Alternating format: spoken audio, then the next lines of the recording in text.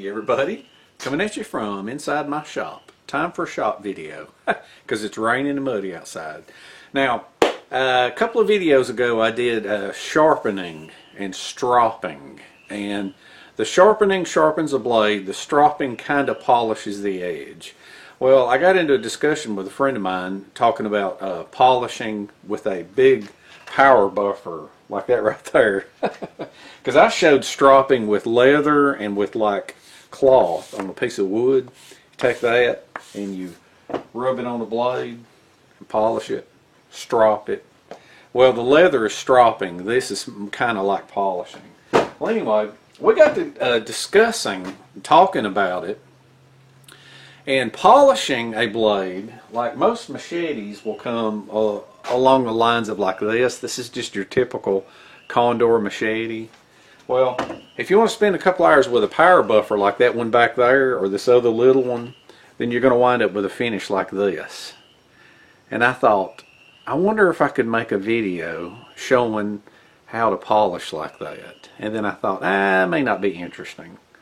So, I got to talking and I said there's only really two reasons to polish a machete out like this. And one of them is because it looks cool. It's really nice looking, like a work of art.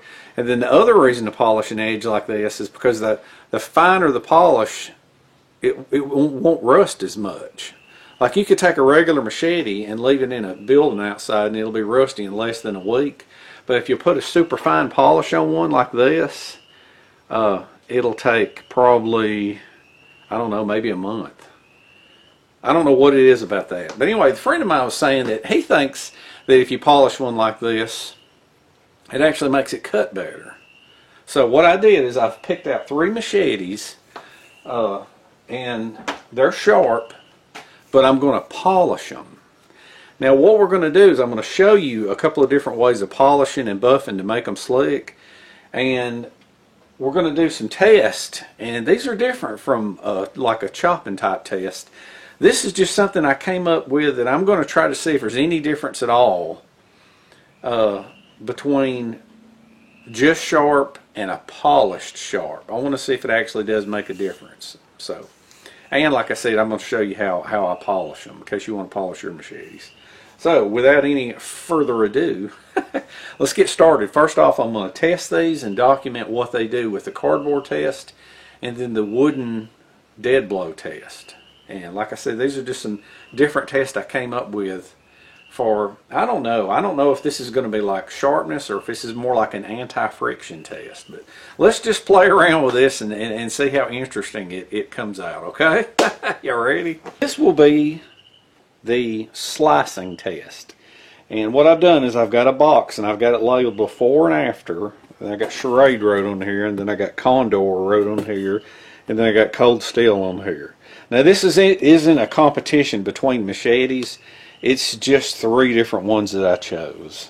Alright. Now this Condor, this Schrade, you might have seen it in past videos where I did a bunch of work right here for carving up against the handle. It's got like a real one-sided edge.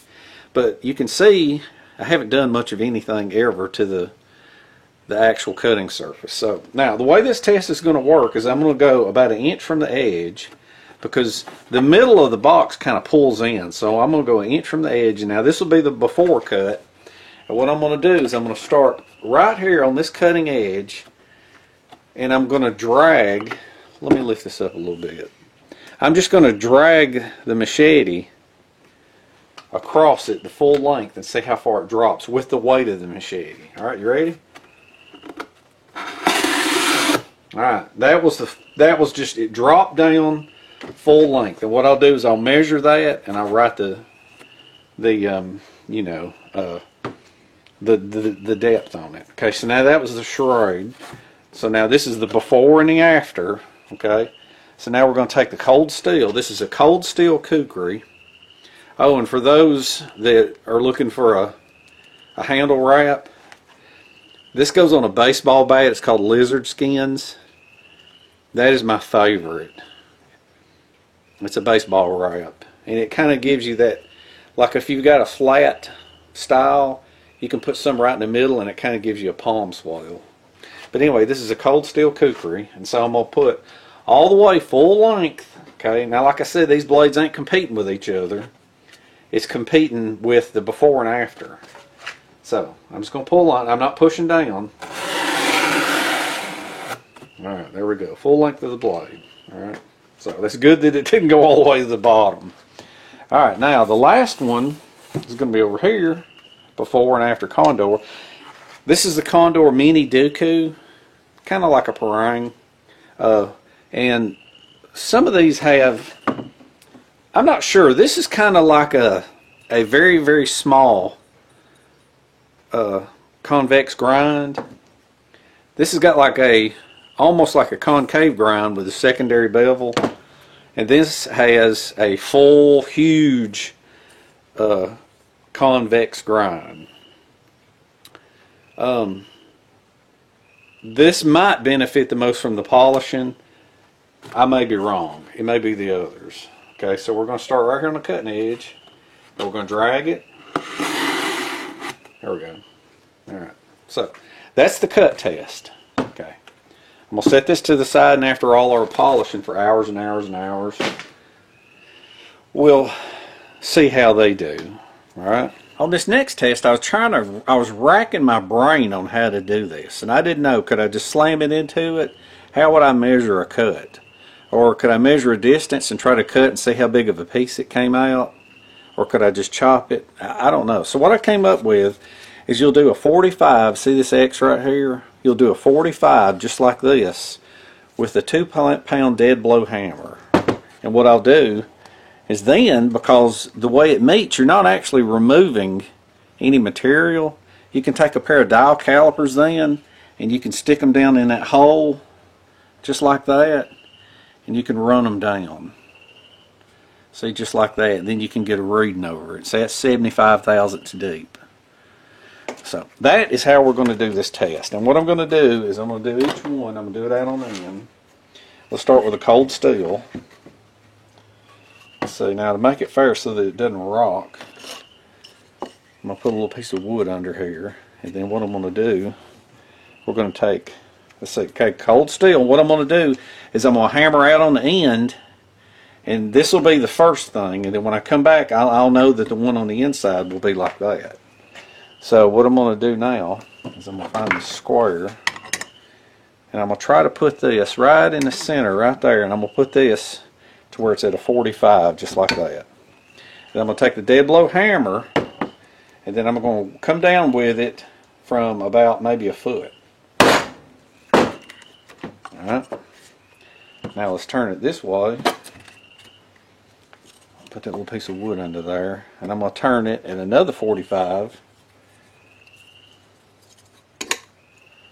Put it in about the same place. Let's see if we can measure it. Alright, that's about 45. Alright. Alright, now what we're going to do, okay, now see, that's great right there. That worked out perfect. See that X right there? And I can measure it. See this right here, this bottom part. When you measure, you can measure with the outside of something, the inside of something, or the depth of it with that. So what we're going to do is we're going to run that down in there until it sits flat on the wood, just like that. Okay, we got 110 thousandths. Now this same piece of wood is going to be for the cold steel. Okay, like I said, these machetes, they aren't competing with each other. They're competing against themselves. Alright, let's take the charade. Okay, the charade piece of wood. The charade piece of wood sits kind of flat. So let's do this one. Okay, we're out on the end. Just pick a random place on the blade. And there's about 45 right there. Come up about right above camera height. Give it a hit. Turn the wood. Turn the blade. And about right there. Let's give it a hit. Alright, there we go. Alright, now let's go to piece of wood labeled Condor. Oh no, that thing rocks all over the place. Let's lift that up. There we go. There we go. Alright. Condor Mini Dooku. Let's put this on there randomly about right there. We'll turn that thing to where it's right about 45. Give it a smack. Oh, that thing's stuck. I wished I had some sort of a friction meter that I could tell what kind of friction it took to get it out. It's roughly 45 there. All right. There we go. See, now that thing's stuck every time. That's going to be something to pay attention to. Is this thing going to stick every time? Just out of curiosity. Let's run it down flat. Look, 105. It's only 5 thousandths away from the other one. Alright, now let's get over here, and what I'm going to do is I'm going to talk about the buffer. This little motor, it's an OGE motor from back in the 50s or 60s. So all this was owned by a friend of my dad's. Okay, the man that owned this was born in 1906, and so he died back in like the late 70s. And his wife called and said, "Come clean out his shop." So he had this buffer set up, and this is some kind of an old motor, like I don't know, an old washing machine or something. But it doesn't even have an on-off switch. You plug it in and it comes on. But what you do is you take like a buffing compound, like I showed you with the strops, and you just hold it against it. And if it ever gets real loaded up, then that's when you clean it. But now when you're doing this, you want to hold the machete and you want to run it along the wheel like that, at kind of an angle. You never want to get all the way down here to where the edge is, because it could flip. And the other thing is, if you've got a lanyard, either remove it or tape it up, because you don't want to hang it up in there. All right. Now this is just a low speed, low power buffer. It's pretty safe to use, but like I said, you want to keep a grip on your machete. So you take a little bit of this stuff right here. Now these wheels, there's 2 wheels here, and they're kind of in an angle.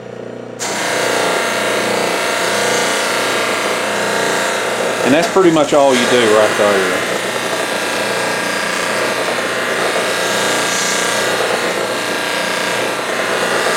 And you'll do that for a couple of hours.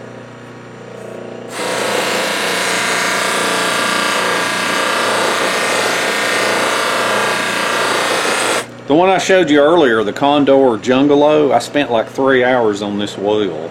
But you can speed this up with another device, which is a 3M buffing wheel. 3M Scotch-Brite buffing wheel, and I'm fixing to show you that. But that's basically what you do with this. Okay, now I'm going to show you all 3 of my devices, and then I'm going to do all of the buffing, and then we'll go back to the test. I'll show you the end results. So let's go to the other little device that I'm going to show you. I believe everybody has heard of a Scotch-Brite pad. It's just some kind of a soft woven pad. And you can take these things and you can spend hours and hours and hours and hours polishing on something. But they make a Scotch-Brite wheel. Isn't that neat? Now this is an old washing machine motor. And this actually belonged to my mentor, Flathead Ed. And it was one of the few things that I got from him. But now, if you have a large surface, or if you have like a really scratched up surface, a Scotch-Brite will help speed up the process. But you gotta pay attention and make sure and not get it too hot. But what you do, and always wear safety glasses, and make sure you ain't got no loose clothing or loose lanyards or anything. So now you just plug it in. Alright, and then you just take the blade, and you always want the wheel turning this way so that if it grabs a machete, it'll pull it down. You don't ever want it, ever want the wheel going that way with the machete up this way. It just needs to go down. But you can do that. And now when you're using something like this,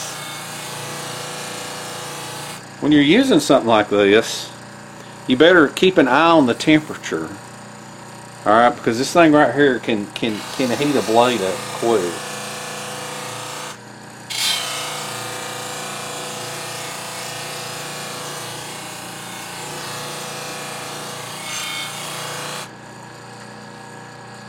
See the difference already? See one side? See the other side? That makes quick work of it, but like I said, you got to kind of pay attention to it. I feel it's already getting warm. Alright, now I'll show you my other buffer. I'll probably use this on this because it's such a large surface.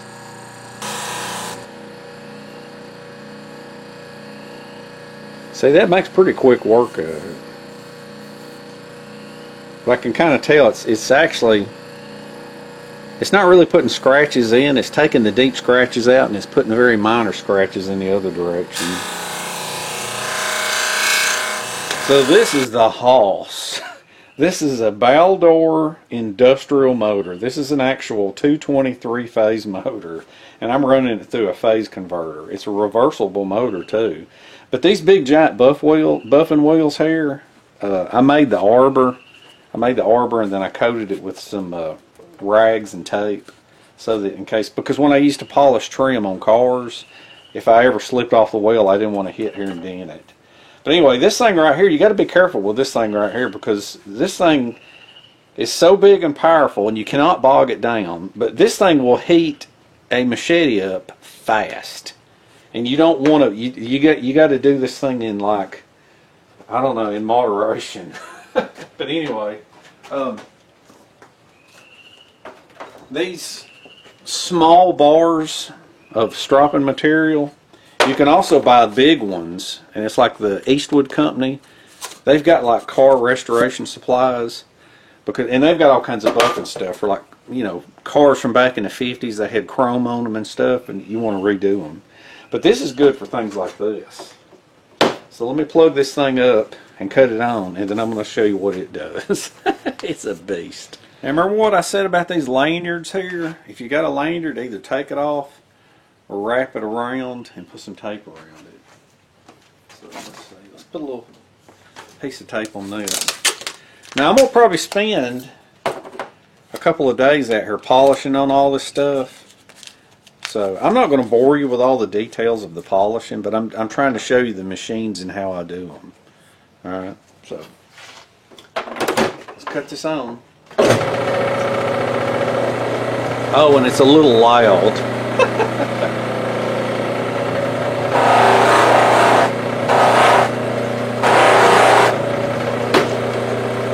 Alright, so let's do one side here, and I'm going to show you kind of what it looks like after just a little bit of polishing. I'm also going to feel it to see how warm it gets.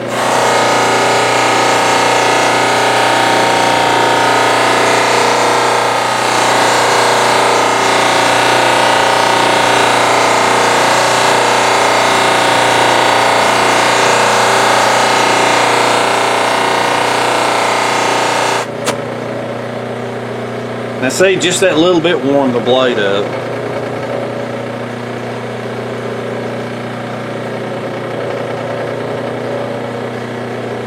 That little bit cleaned it pretty good. I'm not really worried about this part. I'm more worried about the very, very edge, making it polished and smooth and slick.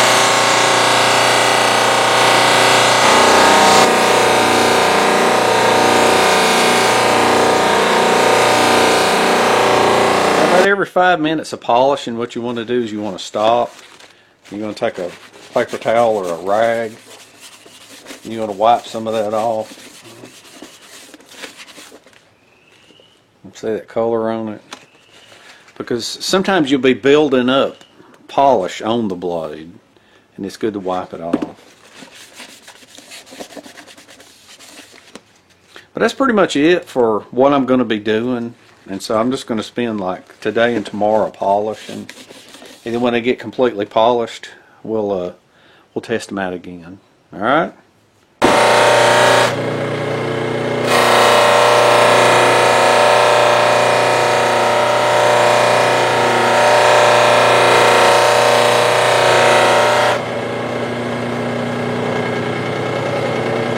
Another thing is this thing gets blades so hot, you can rotate between the 3 blades that you're doing.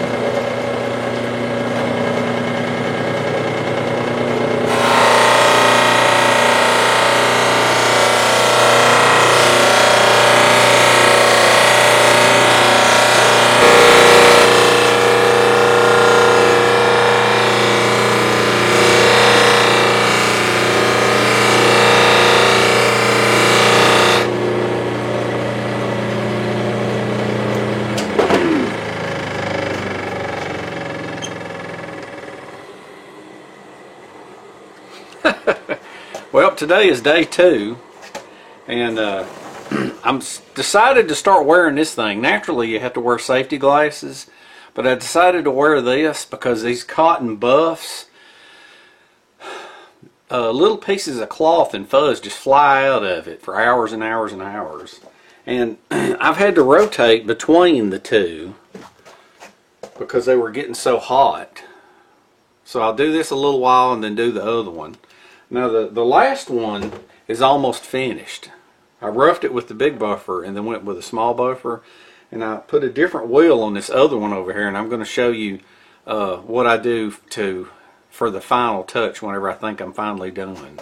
So I think the charade is done. I'm going to show you. I took the Scotch-Brite off of this one and I put this big giant thin wheel on it, and I don't even use any compound on it. So what I do with it is I take some metal polishing compound. I take a little bit of it and I just kind of smear it on the blade. You want to push away from the cutting edge. And then that's how I finish it off. That's it. That gives it that mirror finish.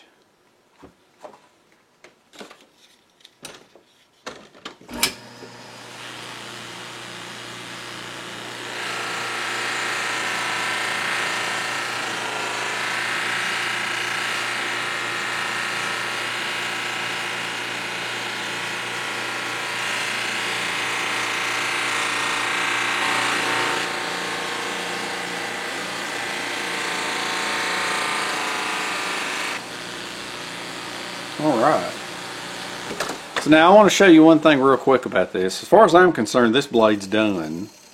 So at the end of day 2, these take about 4 to 5 hours each. I'm going to show you what I do on the end of this. Alright, so the final step was the metal polish. I like either semi-chrome polish or this Ween oil. These two here, I'm still roughing them because they were in such terrible shape. But this one actually polished up really good. So now when I get done at the end, you can see all these cuts all over this rag. What you want to do is you want to ball this up, as big a ball as you can, and just push down on this.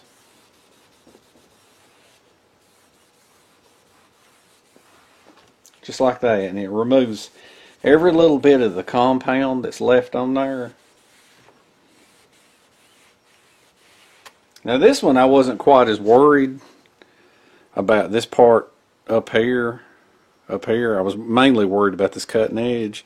But those of you that, like I said, the ones that remember about how I added this little transition piece, it really did a good job of polishing it up.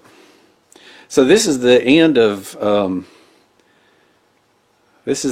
day 2. And so as far as I'm concerned, this one's finished. That thing is super, super, super sharp. So, anyway, I'm going to come out here tomorrow. And I'm going to finish the other 2, and then we're going to do the test. Like I said, these little things, they have, look, there's little pieces of little cotton from this buffing wheel that they just fly off and go everywhere, and so they get up your nose, and I noticed I was breathing them in, so I'm just wearing something like this. And the wind from the big buffer will freeze you, so I'm wearing a hat. Alright, so that's all the filming for today. The 3rd day is going to be the interesting day. We're going to see if this has done any good.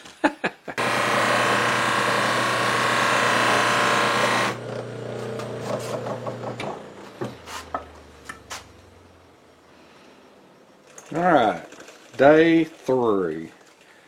As far as I'm concerned, I'm done.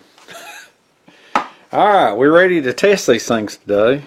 Now, because I'm sick of breathing through this. Now, the thing about doing this, I'm not really trying to prove or disprove anything. I'm just trying to see what the polishing does. You know, polishing, I know for a fact, polishing definitely makes it look cooler. And polishing also slows down the time it'll rust. But as far as the other thing, that's what we're fixing to find out.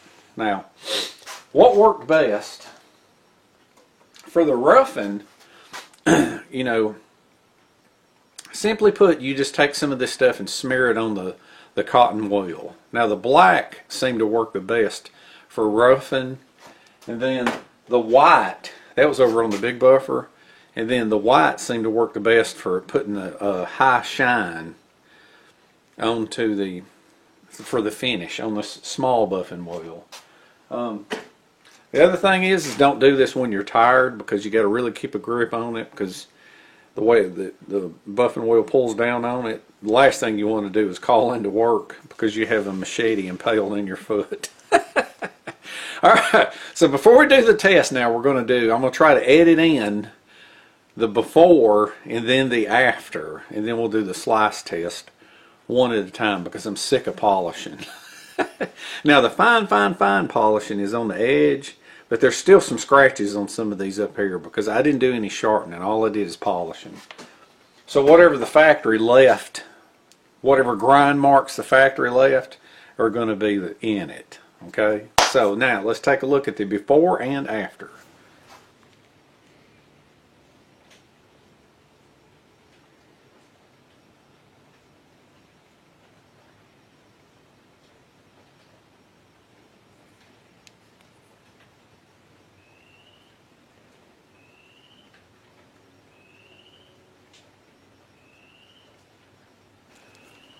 Alright, now here's after.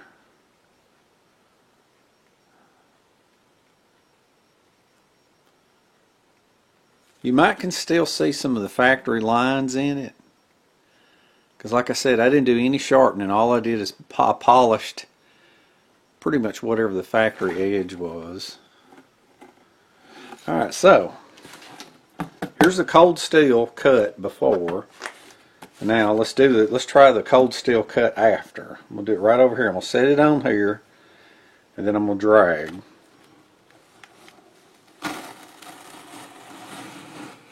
Dadgum, look at that. I can't believe that. Look, this thing feels very, very, very sharp. And look at that. Before, it cut 3 5/8. Cut all the way down to here, and now it only cut 7/8. Wow! Well, I am shocked. I did not expect that at all. So evidently that leads back to, that is just mind blowing. That is mind blowing. Let me try. Let me feel. See how I can feel it. I can feel it just slipping across it. That is amazing. I was not expecting that. See, before, when it had the sharpness, when it was just sharpened like by a stone or sandpaper or whatever, it had minor serrations. But since this is polished, if you just take the weight of the blade, it just glided across the machete, across the cardboard. I can't believe that. Well, let's see if the others do that. That's amazing.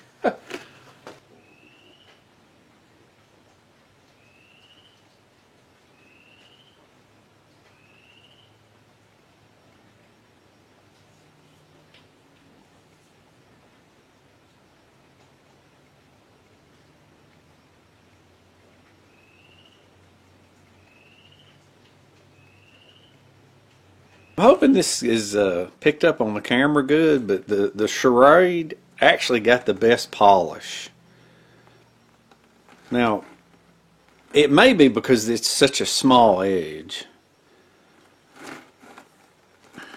And like I said, this little area right here, the transition between it is incredible. Where I added on that place, it was about a year ago when I added on the little carving edge. Alright, let's see what this thing does. Alright, here's the before. Now let's see the after. I'm going to set the weight of the blade on, and I'm going to drag it. It didn't even cut! I can't believe that! Now, as far as actual chopping, I'm pretty sure the chopping part is going to be good, but I am blown away, literally. And look, you can feel this. I mean, you can feel it slide across it. Hey, just out of curiosity, let's see if I push down on it. It's got to cut if I push down. Oh, yeah. Ooh, I hit the bottom. Yeah, that didn't take nothing. Dang. Well, let's try this one right here. Let's see if I push down, put some effort into it. Oh, yeah. It cuts good that way. But I have reduced the friction is what I have done. Alright, so let's take a look at the Condor. That'll be the last one.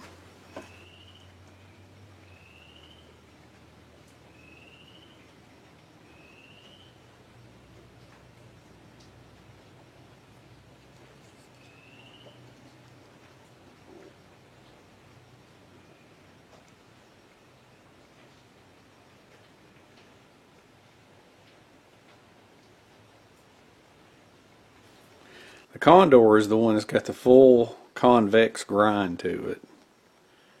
Now, if you wanted to spend, like I said, I got about 4 or 5 hours in each machete. You could easily polish every single bit of this, but I just polished, you know, pretty much I put a fine polish on the cutting edge.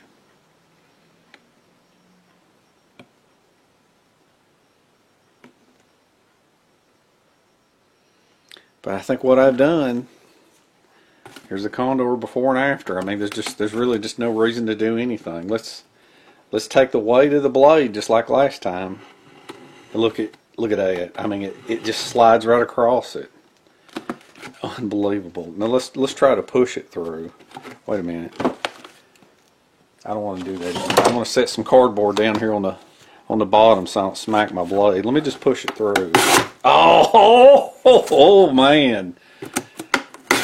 Oh, it just, I mean, that thing push cuts incredible. Dang. Now see, I was trying to come up, this is a whole new thing for me, and I don't think anybody else has done this before. Any kind of testing for polishing, but I guess it makes sense now that I've done it. I mean, literally, it's reducing friction. Let me get a different piece of wood. See, you can just feel it just glide right across. That is a fine edge there. Well, let's see if they beat into the wood any deeper. Remember, that was the other test. Luckily, I did 2 tests. So let's take a dead blow hammer and pound these machetes into some wood. All right, so here is the cold steel test. And there's my X. And so what I'm going to do now is I'm going to come right over here a little bit away from it. Okay, same piece of wood, same grain. So what we're going to do, it's a 2-pound dead blow hammer. That way I'll be putting the same amount of force on it. So let's make this thing, wait a minute, let's make this thing, this test is going to have to count because the other test just ain't counting. Alright, so let's put this on here and let's try to grab this thing at about a 45-degree angle. Let's give it a smack. Alright. Now let's give this a smack this ways. About right there.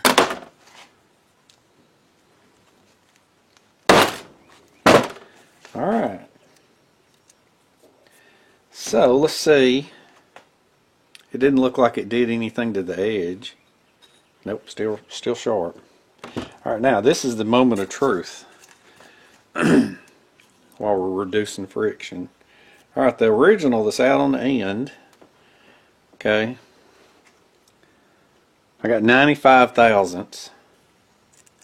The new one,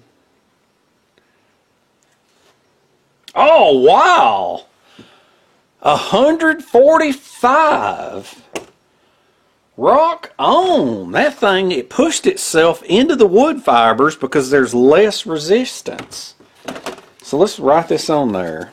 The original was I can't write that down. I'll write it somewhere else. It was 095 and 145. All right, I'll tally up a little sheet at the end.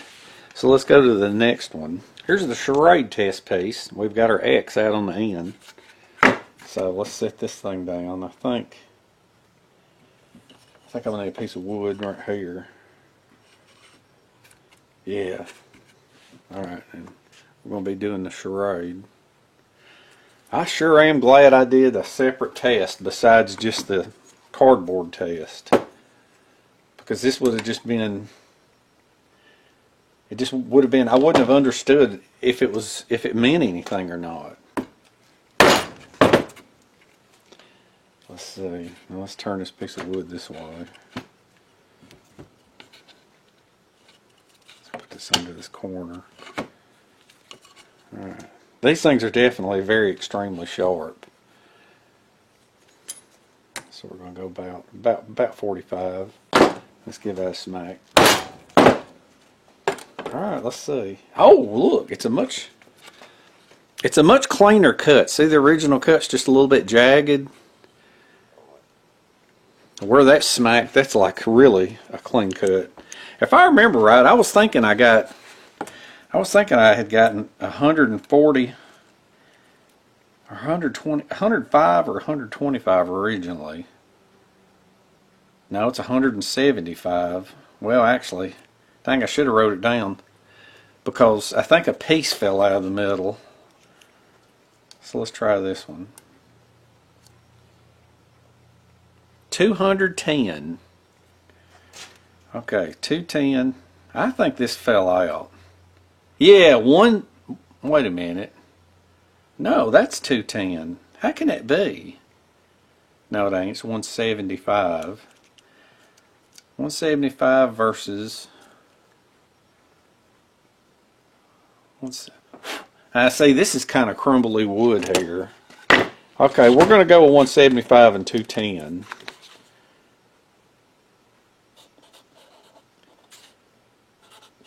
That wasn't that big of a difference. That was only 35 thousandths. That was only 35 thousandths difference. That cold steel made a huge difference. It sunk in 50 thousandths more. But now the thing about the Condor is the Condor stuck before. So let's see if it sticks this time. There's the Condor. There's that piece of wood. Now I think the piece of wood I used on the charade was actually a little bit too crumbly and rotten because the cold steel wood in this wood was a little bit better. Now, this will be a good test because remember this thing's stuck. I had to kind of wiggle it out of the wood. So let's see if our friction reducing qualities will help out here.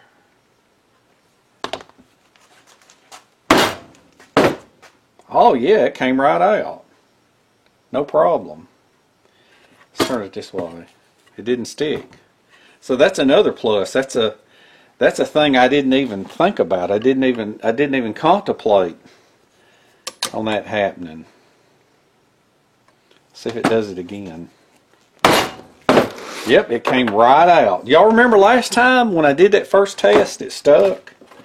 Now here's something else. I want you to examine the first cut, how it's kind of crumbly, compared to how smooth the next cut is.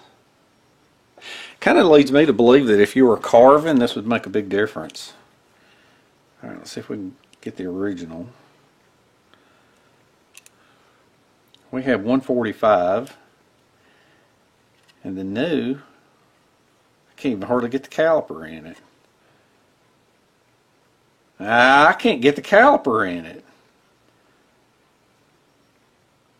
Oh, wow. I can't get the caliper in. I'm only getting 10 thousandths because it literally crushed the wood before. I don't know if you can... We're going to see if you can pick up on that. It literally crushed the wood and made it to where it was big enough for this little thing to fit in. But instead of crushing the wood, it cut the wood on this one. That is amazing. Let's just randomly try a couple of these. I'm gonna try to hit it as hard as I can. You know, just to see if it sticks. Nope, does not stick. Now it did. Ah, but it fell out. Y'all remember before?